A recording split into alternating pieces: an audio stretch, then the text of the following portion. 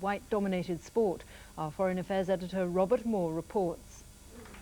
President Mandela was in court reluctantly, forced to take the stand to justify his decision to set up a government probe into the way rugby is run in South Africa. But there are serious allegations which have been made. Allegations which, if they are not attended to, have already put rugby in an environment which is undesirable.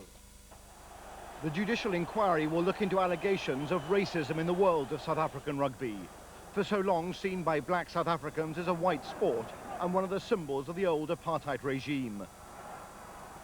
At first, President Mandela appeared to use the national Springboks team and its famous World Cup victory in 1995 as a tool for reconciliation, to reassure whites their national sport was safe in his hands. But as South Africans await the court's decisions outside, President Mandela is rejecting charges he is pursuing a vendetta against rugby. Instead, inside the court, he's insisting it's in the national interest for this inquiry to go ahead. Robert Moore, ITN. There was some disturbing new evidence today that attempts to stop the spread of tuberculosis are failing. A commission of experts set up by the World Health Organization found that TB was on the increase in many countries. The infectious disease now takes more lives worldwide than any other. Here are some other facts about TB. A third of the world's population is infected. Every year it kills between 2 and 3 million people, and 6,000 new cases occur in the UK each year.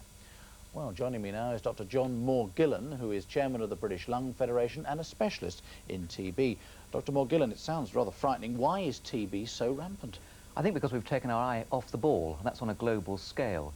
There are all sorts of reasons for its spread, but chief among that is that it takes a long while to treat, a long while to cure, 6 to 9 months. And unless you have properly developed control programs, people are going to stop taking their tablets as soon as they feel better, get sick again and spread the disease. Is there a problem of the drugs themselves becoming less efficient in fighting TB?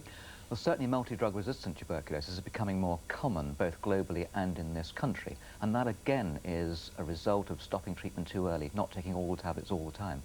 So what do you say to those who worry about this? What is the answer, really?